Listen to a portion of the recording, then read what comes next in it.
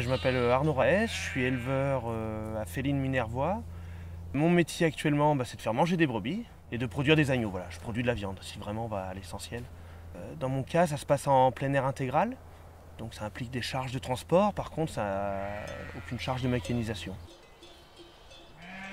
C'était il y a 11 ans, j'ai atterri chez un éleveur de brebis laitières en Savoie, un homme vraiment passionnant, et qui m'a refilé le virus. Je rêvais pas de brebis en fait, moi c'était la montagne, les transhumances, les chiens, tout, la liberté entre guillemets. Alors, en fait, t'es plus ou moins esclave du troupeau, t'as une forme de liberté. Et puis petit à petit, ouais, tu viens aux brebis.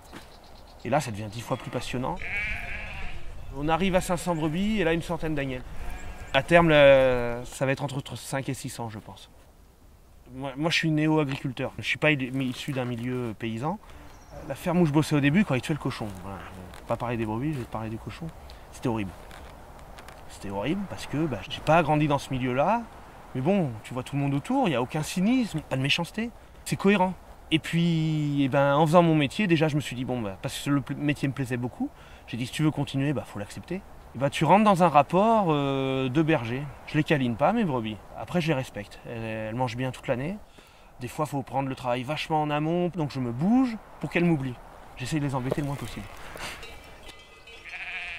Maintenant qu'on commence de plus en plus à parler, et tant mieux, de vie des sols, la brebis, elle a complètement sa place, dans le sens où ce qu'elle prélève en herbe, elle le rend en fumure. J'ai constaté une chose, pour pas redonner un parc à mes brebis parce que j'étais pressé, j'ai balancé une botte de foin dans un pré, et j'ai vu qu'au printemps, avec les refuges, que les brebis n'avaient pas mangé de la botte de foin, quand le pré a repoussé, la trace de la balle de foin déroulée avait 2 fois plus d'herbe. Simplement d'avoir amené de la matière au sol. Donc je me suis dit, ces sols, sans être pointu, technique, connaisseur, je me suis dit quand même, dès qu'on leur donne un peu à manger, ça va mieux. Et vraiment, les endroits que je pâture une fois ou deux, parce qu'il y a des endroits où je retourne une deuxième fois, tous les ans, je vois de la diversité végétale revenir et une quantité, un couvert végétal plus important. Oui.